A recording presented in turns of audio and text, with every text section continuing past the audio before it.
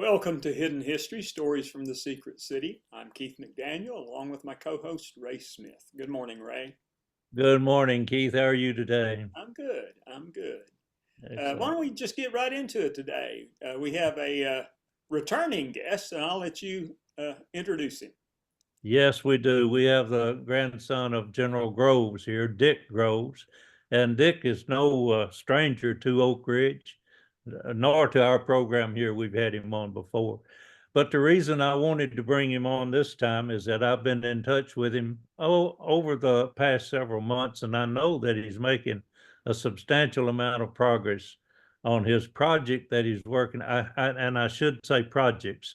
I know he's working on more than one, but I wanted to hear him bring us up to speed on what he's doing with his Manhattan Project documentary series.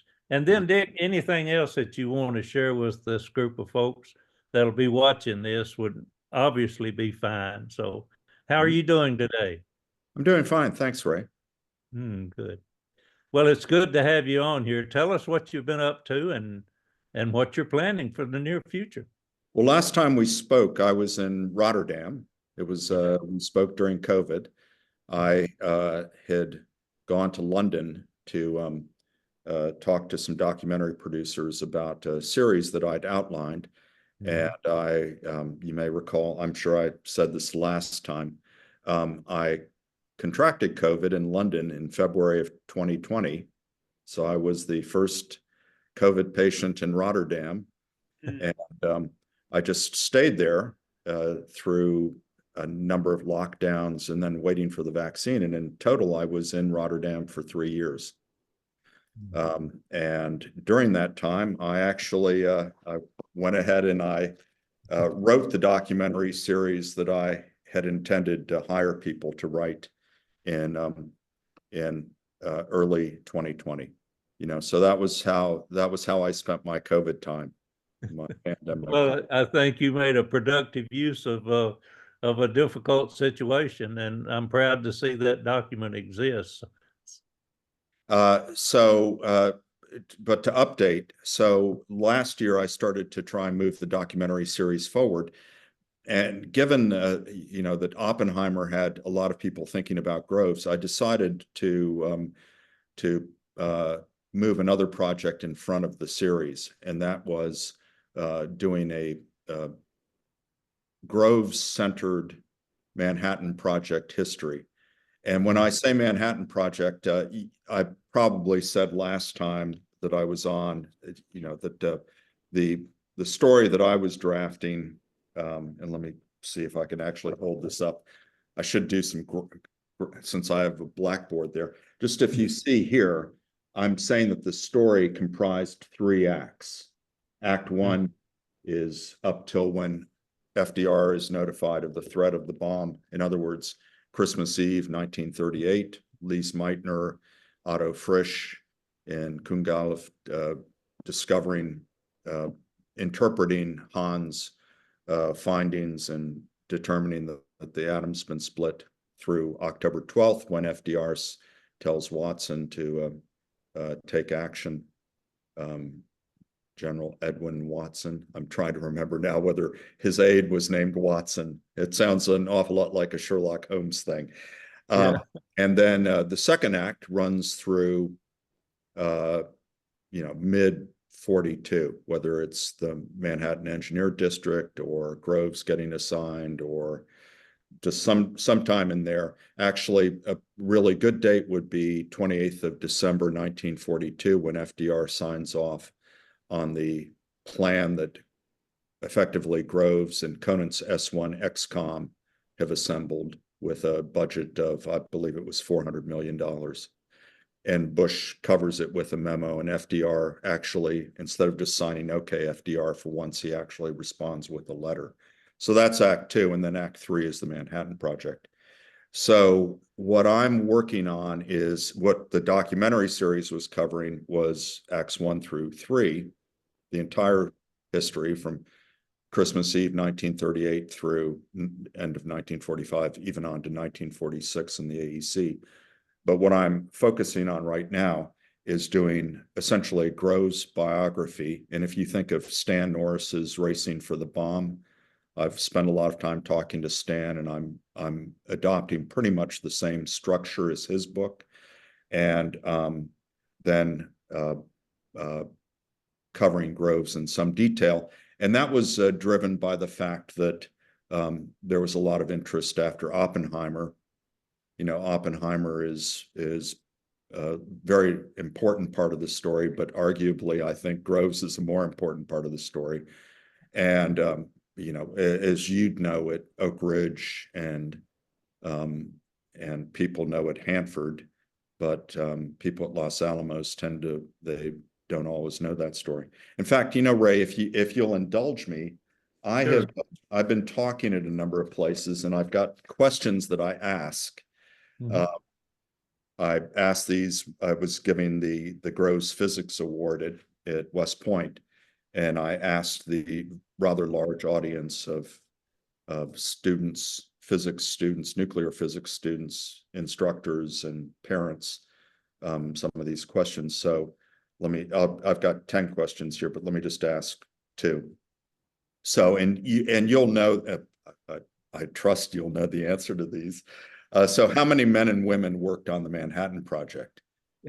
Yeah, and that turns out to be about 600,000. Correct. Yeah, I mean, it's actually 600,000. You know, Alex Wellerstein had it on his blog post, but if you look in Now It Can Be Told, Groves's memoir, he has the number 600,000. Yeah. So, and you know, from Los Alamos, they kept a lot of data, right? There was a lot of analysis of at I-12, how many women worked on the project, how many, you know, it was all these data tracks and graphs and such.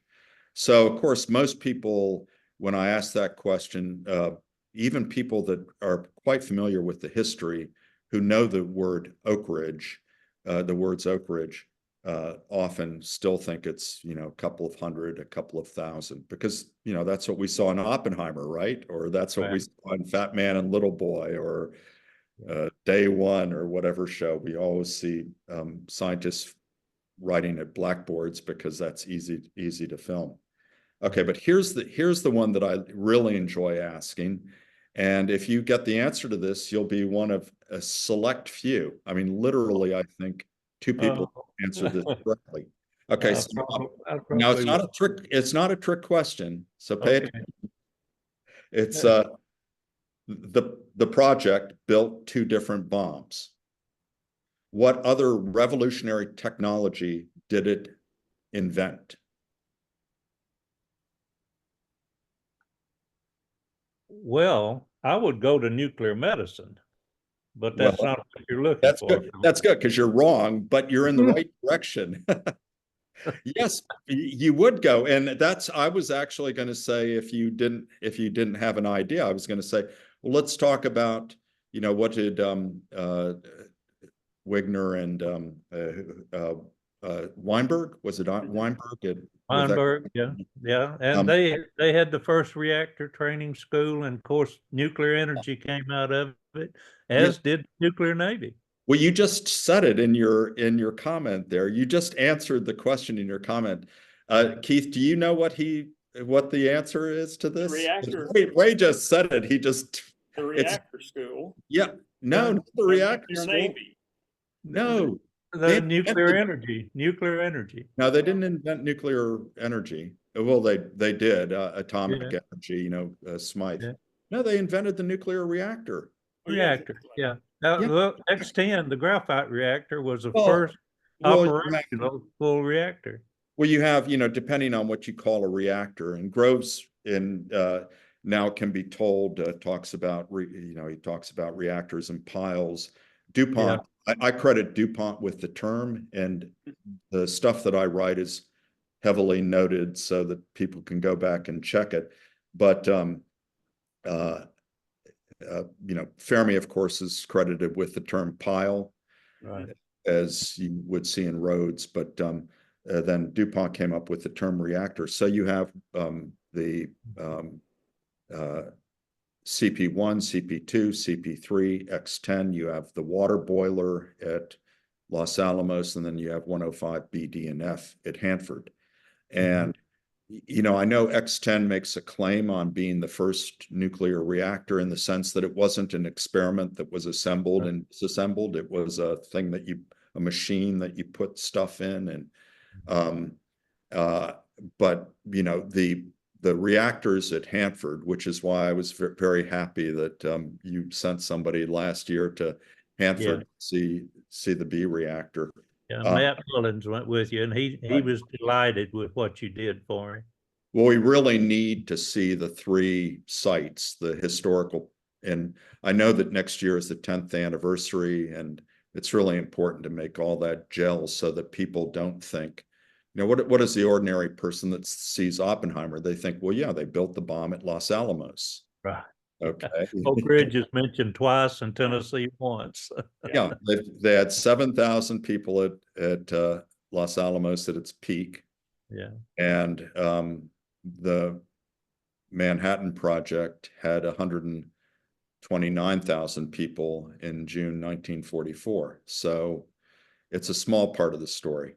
And it's I've gained great respect because I actually wrote about Los Alamos, and I'm not a nuclear physicist or an ordnance engineer, but I came to understand how complex the work on the bomb was, how difficult it was, not just Fat Man, not just the plutonium bomb, but the U-235 bomb was very complex too, and the work that Deke Parsons and the ordnance engineers did. So I'm trying to bring that back, but this other story and all the work that I'm doing, I really focus on.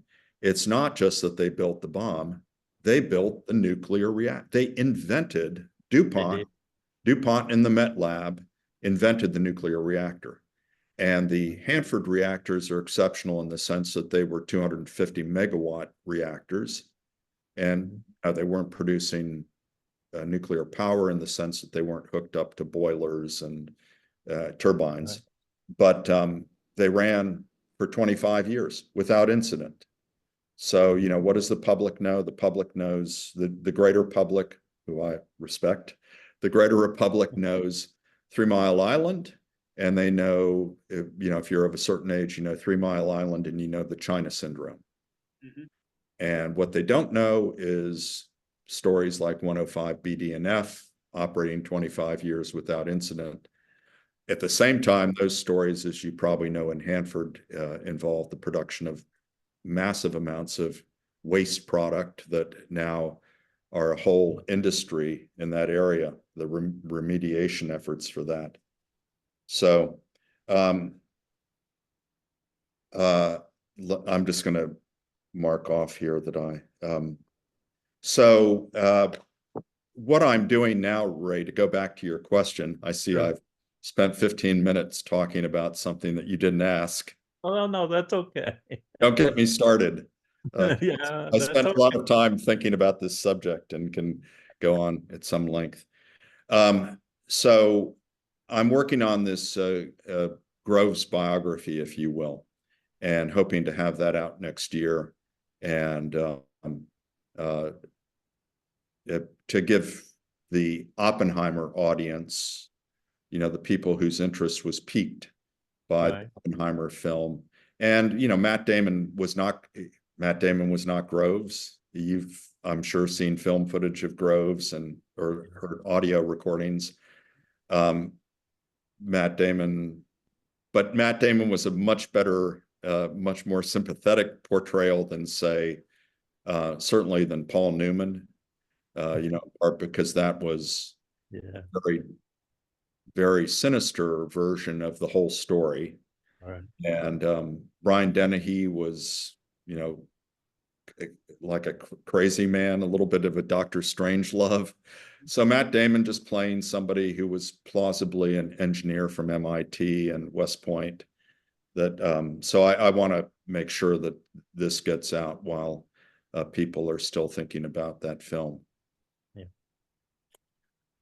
Good. I think that's a good strategy to follow on to the Oppenheimer. You know, I mentioned that in the movie, Oak Ridge is only mentioned twice and Tennessee once. And oh, by the way, I don't, the single negative I have about Oppenheimer is I don't believe that Nichols was portrayed as effectively as he could have been. And of course, the conversation between Nichols and Oppenheimer about his security clearance happened, but it happened in Chicago, not in Los Alamos. Nichols never had an office in Los Alamos. But he was responsible for not just Oak Ridge and Hanford, but also responsible for Los Alamos. Oppenheimer just had the scientists that were there. The Army Corps of Engineers part of it was Nichols' responsibility. He only visited Los Alamos twice, once in March of 43 and once in April of 45. But at any rate, I understand Christopher Nolan having a one-sentence scene and not Yeah. wanting to create another scene in Chicago, but having it happen in Los Alamos. So yeah, it wasn't a Manhattan Project film. It was an Oppenheimer. Strictly an Oppenheimer film. And in fact, I appreciate the fact that he took the actual transcript from the hearing and used those exact words. So when you watch that movie, you're hearing and seeing the exact same things that were said about and to Oppenheimer. He was terribly mistreated. But the fact that Oak Ridge is mentioned twice and Tennessee once, that literally doubled our tourism in Oak Ridge. So think about the potential of producing a General Groves documentary or film and a Nichols one. I'd love for someone to do that for Nichols as well. But I applaud you for picking up on the idea and changing your direction to focus on General Groves. Well, thank you. Well, first, I think that both you mentioned that I'm a grandson, and I think that, and I believe I read something about Nichols' grandson, I believe, having some complaints with the film, as he should. It was his son, Dave Nichols. Son, really? Yes. Yeah. Okay. And I'm in contact with Dave and with his great niece, I believe it is, Barbara Scollin. Barbara she's writing a series on Major General Nichols, and we're publishing it in Historically Speaking. I've had about 4 of them out there now, and she's got more to come. So we're trying to put out some real factual information about then Colonel Nichols and later Major General Nichols, that we can help Oak Ridge better understand that we have a personality here too that needs some attention. Well, yes, I recognize her name. I've seen an email from her at some point, and I think they have, Nichols. It's you don't want to be known for your worst. You don't want your life to be measured by your worst thing, and that's probably his worst thing. Likewise, I think Truman was poorly portrayed in the movie, and I would imagine that Truman's grandson wasn't pleased with that. But let me pick up on something you said about Nichols, though, and the structure of the project. And here I'll ask some questions, if I may. Sure. So when was the Manhattan Project formed? So this is a bit of a trick question. No, it's not. It's something you've told me, and I am so delighted that you told me that when Leo Szilard wrote the letter and had Einstein to sign it and send it through Alexander Sachs, you've made me aware that Sachs had written a 1-paragraph executive summary, and FDR only read that paragraph, not the letter. No, it's more. No, I think, and this is speculation, but it's based on a 1950 article. Sachs was prolific and he liked to record things, histories. I don't want to get off on that subject too much because he's a very interesting character. But he actually he'd been involved. Tennesseans would be interested. He'd been involved in the rural, this is a difficult phrase to say, try and say this 3 times, rural electrification of the 1930s. Rural RURAL, electrification. Say that 3 times. Yeah, the Tennessee Valley Authority is Yeah, what correct. we think But of. yes, so he was a valued advisor of Roosevelt going back to the 1936 election. And I have a photo for the documentary series, but also for any book, any place that Sachs appears, his exiting the Oval Office in 1936 with a very large stack of stuff. So he's verbose. He's a Russian emigre. He uses very complicated word. You know, he'll never say something simply. He always says it in rather complex language, and he goes into elaborate detail. So what I hypothesized happened on the story that's told in the Look article starts on October 11th. He finally gets to see Roosevelt. And I think this is pretty well established. It may even be in some of Groves's writing. I don't know how I don't think Rhodes reported on this much. And, you know, I look back on some of the great works that were done about the Manhattan Project, like the making of the atomic bomb. And now it's very easy to do research, of course, that somebody like Richard Rhodes would have had to labor to do at let's say, the Library of Congress. Now for the Sachs article that I'm referencing, I actually went on eBay and bought a copy of the magazine. Yeah. And I knew that the magazine existed because I'd been to the Roosevelt Library and looked through Sachs's papers, and I'd found Sachs's edit of the writer's double-spaced draft of the article for Look in 1950. So Sachs goes on October the 11th. Roosevelt's wary from a day of meetings. It's his Eleanor's 50th birthday, I think, that night. So Sachs is excused after Roosevelt, really values him. I think he's one of the brain trusts. That's something that I've got to pin down with somebody at the FDR library. But in any case, he's a valued advisor. And he wrangles an invitation to come back to breakfast the next morning. And that's when he presents the story as told in the Look magazine article of Robert Fulton and the steamship and how Napoleon didn't use it. And so that story is told several times. But my thought is, because the Einstein letter sits so large in the imagination. No, I think Szilard wrote a memo, a 4-page memo that we actually have copies of. And I think Sachs assembled a whole bunch of analysis, and then Sachs covered it, as he always did, with his own memo. And I'm sure that he's saying, I'm not saying that Einstein didn't play a factor in it.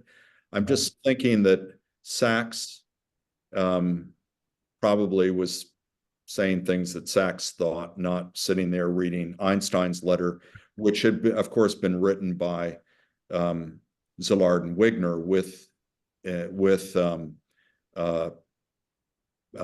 with Einstein, and kind of buried the lead. It didn't start by saying the threat of a bomb. It kind of worked through scientists and this and that, and that they've discovered this. And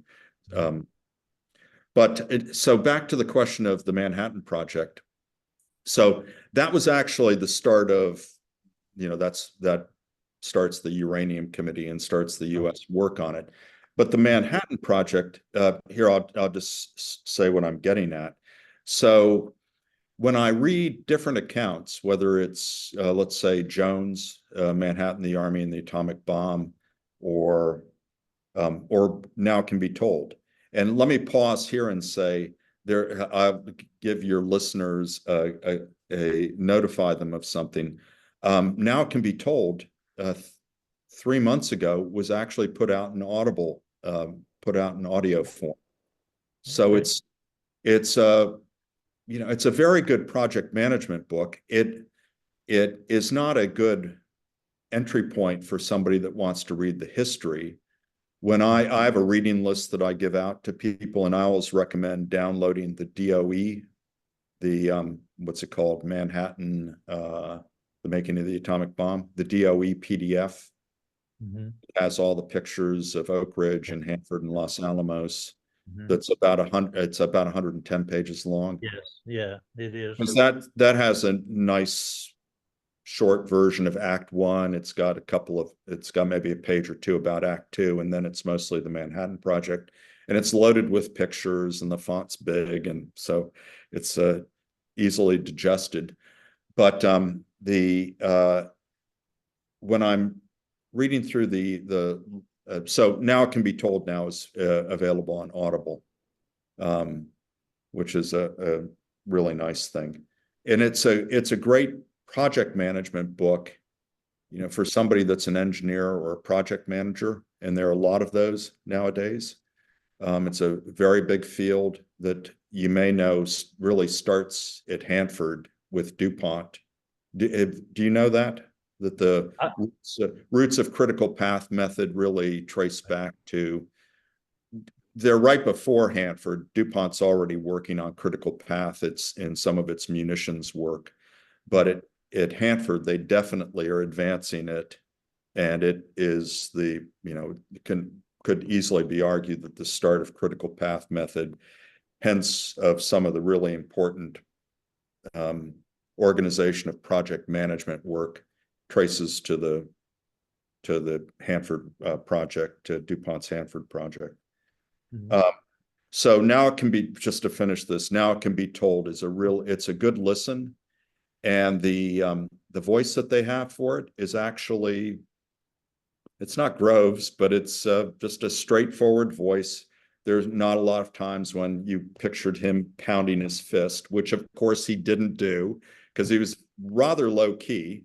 I knew him well. I worked for him as a teenager, and he never cursed. His father was a minister. He was not a shouter. He was just somebody who would talk normally, but you definitely knew if he was displeased with you.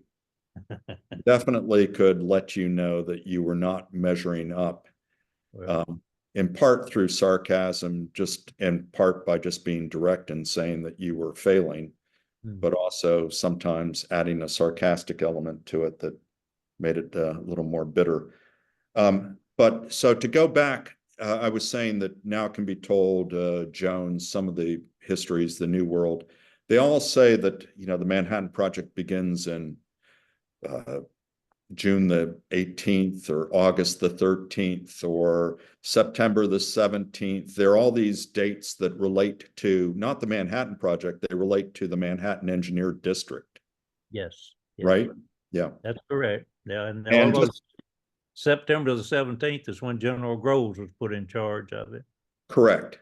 And then if just to add one more date, end of March 1943, that's when the S1 contracts expire, the S1 contracts with the labs. And that's when that's when the Army picks up the S1 contracts. And that's effectively when Conant and Tolman, instead of running a science effort that's running in parallel with the construction effort, now it's all merged, and Groves is overseeing it, advised by Conant and Tolman, and overseen by the Military Policy Committee. Right. But just to, on a finer point, and this is something I'm happy to discuss with any scholars that you have when I come through. Okay. So if you look at the organizational chart that's in Now It Can Be Told, first of all, if you look at the organizational chart for the Manhattan Project, I believe it's September 1945. This huge chart with lines going everywhere. Organizational charts were a very, very big thing during the war.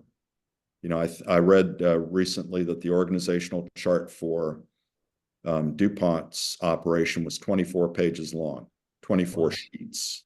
Wow. Yeah. Because it's how they managed, it's how they tracked authority and responsibility and organization. So if you look at the simplified organizational chart, you have the Manhattan Engineer District with Nichols, and then one line going up, and it goes to Major General Groves, and then two lines going up, one to Stimson and one to General Marshall, and a line coming in, which is the Military Policy Committee overseeing him effectively the board of directors for the enterprise that he was running. So one of the things that I'm writing in this new biography is that there was no Manhattan Project per se. I mean, yes, there was a massive project, but there was no organization for it. It was rooms 5120 and 5121 in the new War Department building, Groves's office, which expanded during the war to 4 or 5 rooms. And Groves is very explicit, and now it can be told. He cited General Sherman in the march across Georgia in the Civil War. And Sherman famously, his headquarters was, his theory was you contain your headquarters in and I've forgotten what the term is, but one wagon. You have your headquarters in one wagon to keep things moving. You know, speed was the essence. Speed is a word. If you got a Kindle version of Now It Can Be Told and input the word speed, you get many hits on it. Yeah. So to comment on something you said about Nichols and his role. Yes, the Med ran. This is what I've written. I'll just tell you what I've written because it differs from what you said. Yes, the Med administered all 3 secret cities, Los Alamos and Hanford. And Nichols certainly, I think, got input from Matthias and DuPont from Hanford to produce reports that went to Groves. I forgot, I think he gave him monthly reports on things like fuel production.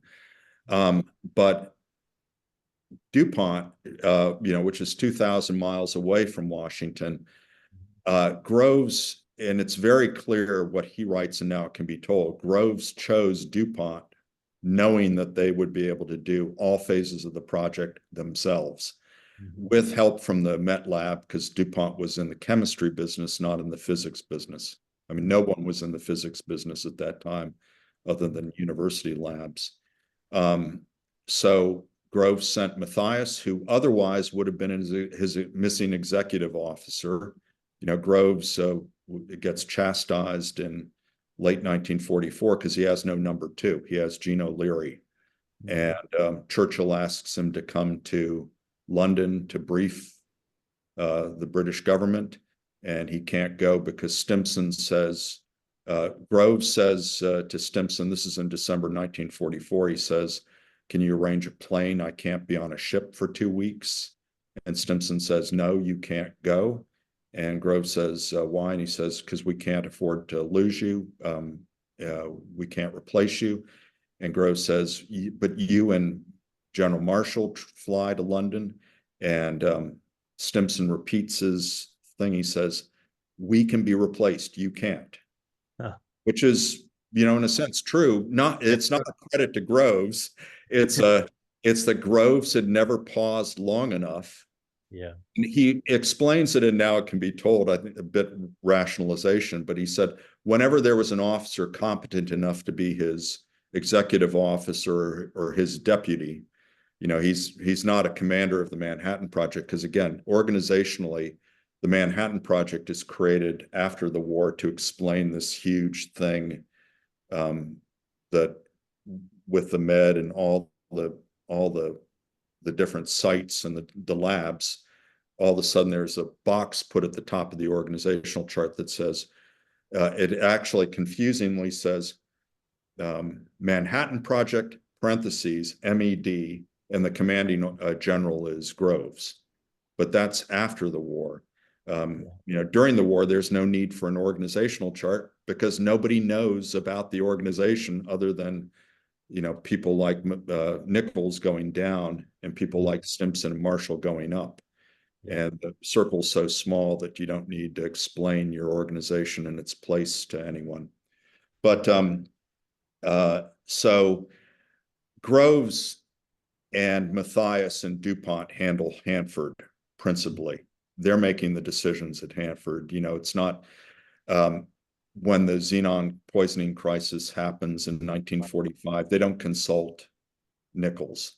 Right. Nichols, Groves has Nichols at Oak Ridge, and he's not running an organization, an administrative organization, the Med. He's actually, because you have Crenshaw at Y12, and I've forgotten who the area engineer is for K25 or S50. You have lieutenant colonels. Yeah. But Nichols is, intimately involved. I would imagine more so than Crenshaw in decisions made at Y12. So I'll just mention one last thing on this whole thing about the Manhattan Project is that when Groves briefs Truman after FDR's death, he and Stimson. Stimson, I was thinking Groves went with Marshall. Okay.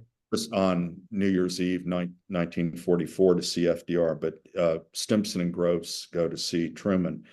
And the memo that Groves produces that is addressed to Stimson or Marshall, but is intended for Truman, the memo that's briefed, refers to the Manhattan District Project. In terms of the phrasing of the thing, you don't see Manhattan Project until after the war. Groves writes a letter to the men and women of the Manhattan Project, right, organizational chart, etc. That's a little factoid. Yeah, it is. The nuance is, the nuance is that it was assigned to the Manhattan Engineer District and New York City, named for Manhattan. And when they called it a project, they just took that Manhattan and shortened it, I suppose, to Manhattan Project. But that's an interesting find you found there in his memo that said Manhattan Engineer or Manhattan District Project. Yeah, he's referring to it in briefing Truman. He refers to it as, he cites three terms. One is Manhattan District Project. One is, which is, a shortened version of Manhattan Engineer District Project. One is DSM, the old term that the Army had come up with in mid-42, which Manhattan Engineer District had replaced because DSM was too suspicious, and the other was the British Tube Alloys Project. So the memo to Truman cites all three because, of course, Truman will be talking to the British, and the British refer to it as Tube Alloys. For our listeners, the DSM stands for? Department of Substitute Materials, I think. That's it. Yeah, Substitute Materials is what I remember. Yeah, and the lab, Urey's lab at Columbia, which of course is responsible for the gaseous diffusion, but also, I'm just trying to think here, just gaseous diffusion. They were also working on the centrifuge, but that has an acronym, which you don't see much. You hear, of course, about the Met Lab. You hear about the RAD Lab. You don't, when you hear about Columbia, it's usually just referred to as the Columbia Lab.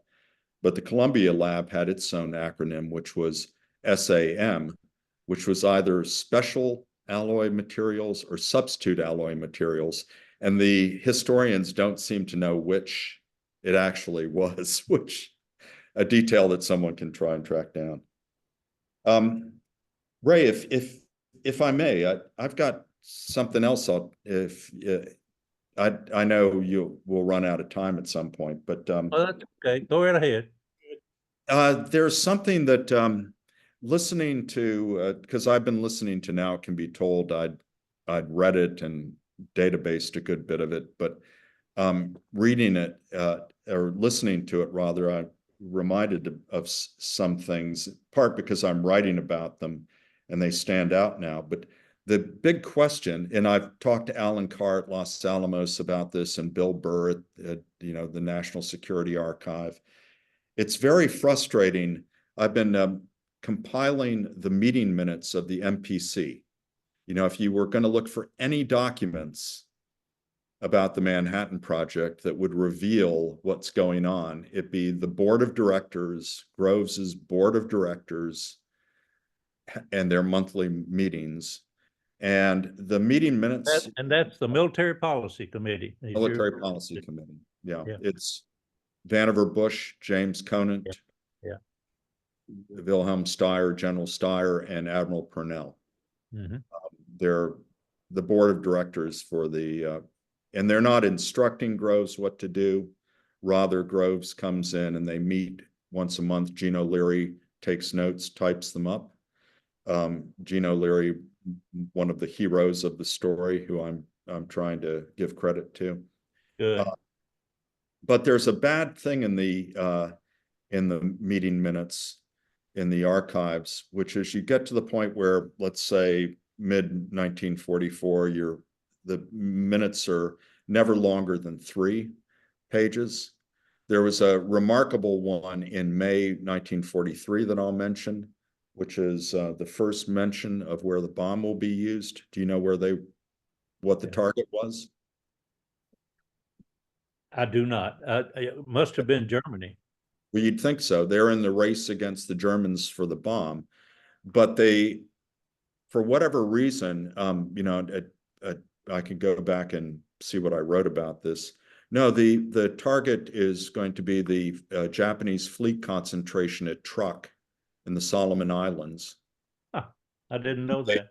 Then they mention Tokyo, and Tokyo is spelled Tokio. Hmm. So that's the first mention of use of a weapon, and it's not Germany, it's Japan. And I've got all sorts of speculation that I've written about to, what would have happened had there been a weapon, let's say in 1944, which was a possibility at one point, or in early 45. That's why Roosevelt asked to see Marshall and Groves on New Year's Eve, was because of Battle of the Bulge. And all of a sudden, this uncertainty that, the war appeared to be heading towards, war in Europe appeared to be heading towards an end. And then all of a sudden, it wasn't quite so clear for the Battle of the Bulge. So his question of Groves, they were talking about some diplomatic issues with the British that day. But the question that he asked was, when is the bomb going to be ready? They wanted it. And one can speculate on whether there would have been a demonstration. I think there would have been had they had a bomb, given that the Germans had Heisenberg, nuclear physicists, a whole bunch of disaffected generals who wanted the war to end, that they would have demonstrated it rather than dropped it on, say, Berlin, or dropped it someplace where its effects could have been seen, but not necessarily a major city. So I lost my train of thought there.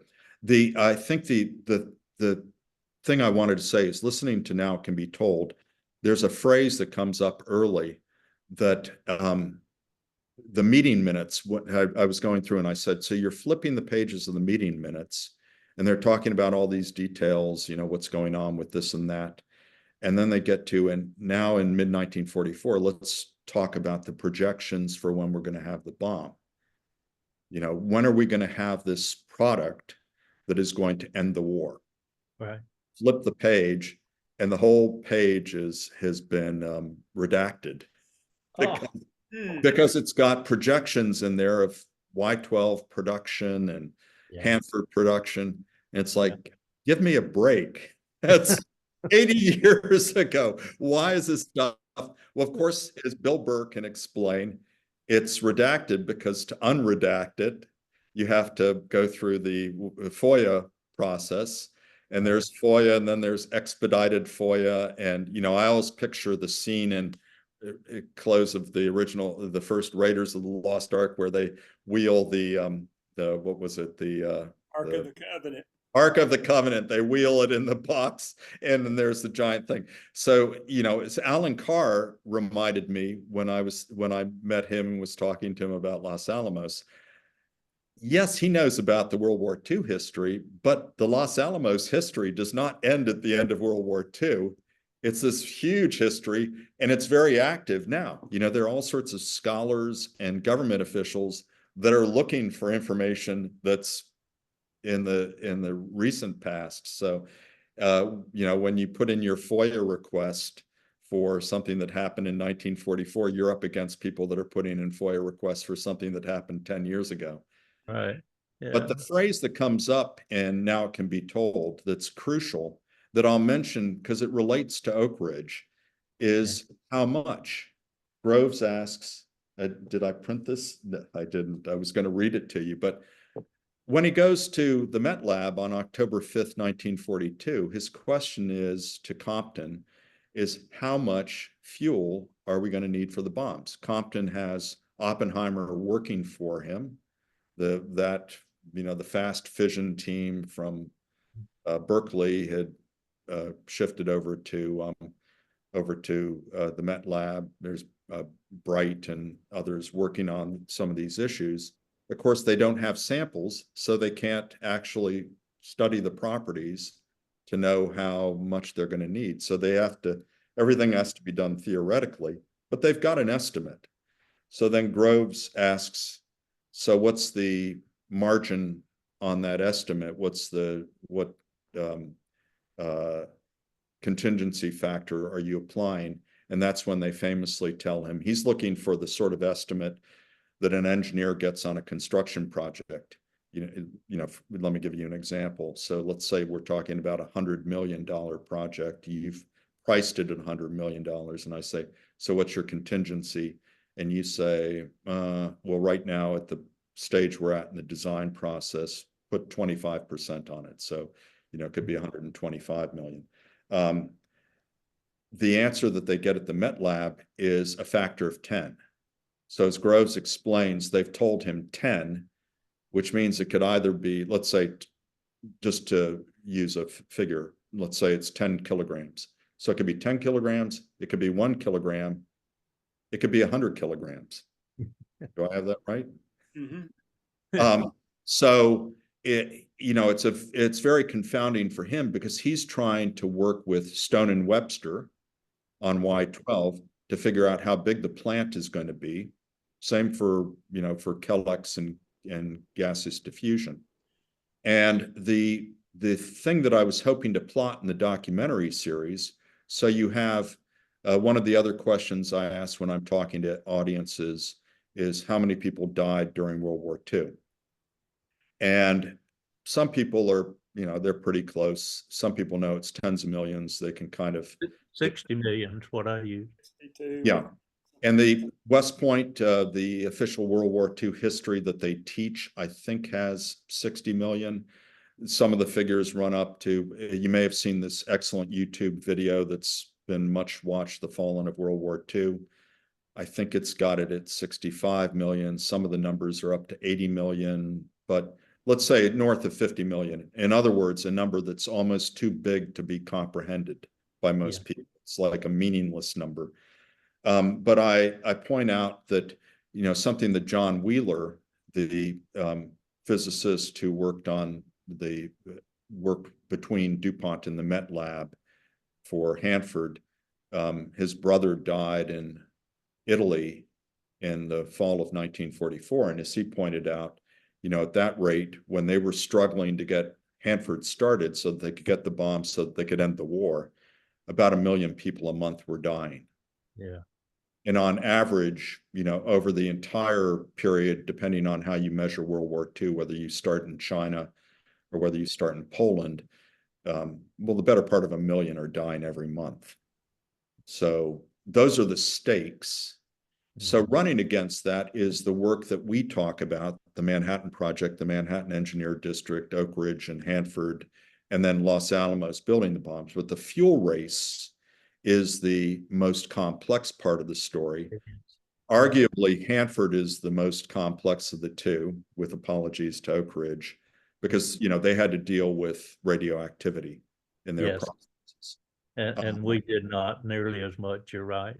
Yeah, and Groves favored Hanford because he thought that what Y12 and K25, he was having trouble wrapping his mind around the fact that they were going to physically separate atoms, on their weight. But so he favored very clearly from the start the Hanford project.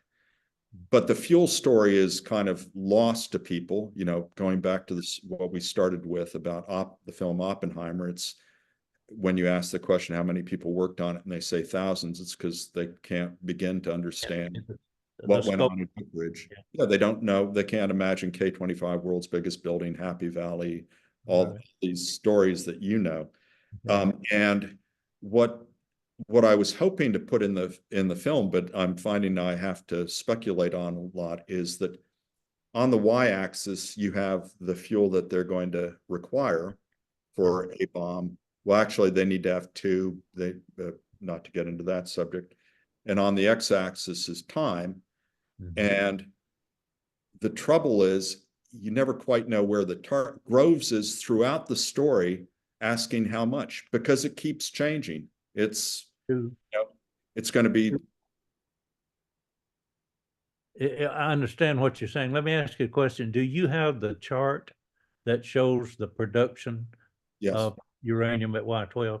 Then yeah, and so that up. was in the Manhattan District history, but the matching plutonium chart is missing. So I don't know about that. Yeah. Well, the page from the Manhattan District history, in that appendix, you flip to the plutonium one and it's redacted. Well, this has been a marvelous conversation, and I'll have to get a commitment from you that at some point when you're closer to being finished, we want to bring you back and let you bring us up to date again on the tremendous project that you've undertaken. I was admiring what you were doing with the 3 acts of the Manhattan Project, and I still know that you want to do that, and I think it's wow. But the focus on General Groves, I was not aware that you had changed and was moving in that direction, but I really applaud what you're doing, and I'm anxious to see it finished. So we're glad to have you here, and thank you for I assume your commitment. You'll come back if we ask, and we'll schedule it. Absolutely. But let's talk about something like about 6 months from now. Would that be about right? Yeah, and I hope leading up to the 10th anniversary of the park, I talked to Dave Marsh at Hanford, and I think that's going to be a big event, and I really hope that between you and the Los Alamos Historical Society and the Hanford Historical Society, that this park can come together as something where people think of Oak Ridge in the same breadth as Los Alamos. I agree with you. That'll be in November of 2025. November the 10th will be the actual date. And I've talked with our manager of the park here, Nikki Nicholas, and she's very much aware and working with the other 2 sites about what's going to be done to celebrate that 10th anniversary. So that'll be with you. That's a good timing. That's 10th of November 2025, right? Yes. That's correct. Yeah, okay. Yeah, November 2025, because it was in 2015 when it was actually formed. Okay, thanks. You'll have to invite me back, Ray. Do you remember I sent you that photo from 1967? Yes. Standing with my grandfather in front of whatever the motel would have been in Oak Ridge, where they had a stay, and my name is on the sign. Welcome, grandson Richard. Grandson Richard, that's right. It's there. That's great. That is a prized possession. I have that clipping. Oh man, that's good. Well, I look forward to you. Need to let me know the date when you want me to set something up for you when you're coming through at the end of the month, and we'll make whatever you want to have happen for you. Okay. You'll find the pictures of the train cars. Absolutely. The trains and the converters, the K25 converters. Well, I'll send you a photograph. They have a small replica version on display in the K25 Atomic History Center, we're calling it now. And I made out at the K25 site. Yes, it is out at the K25 site. And oh, by the way, come about May of next year, we're going to have a viewing platform, and the actual footprint for the K25 building will be visible, and you'll be able to go up in this viewing platform and see the real site. So that's going to be an addition next year. So will the entire footprint of the building be marked off somehow, or will it be vertical? It will. Yeah, they're going to put poles up at the corners, and I'm hoping they'll have some banners on them. My dream, Dick, is to have a laser show. Put mirrors on the top of those poles and run a little laser and put a little fog up, and you can see the size of the building in a laser show. Well, I think you're running out. I'm noticing the clock here. I think you're out of time, but let me mention, if I may, something that I tried to sell Hanford on. Okay. And you know, I don't have all sorts of Oculus technology or whatever, but I've seen it in my field in real estate used to help people walk through large office building projects and such.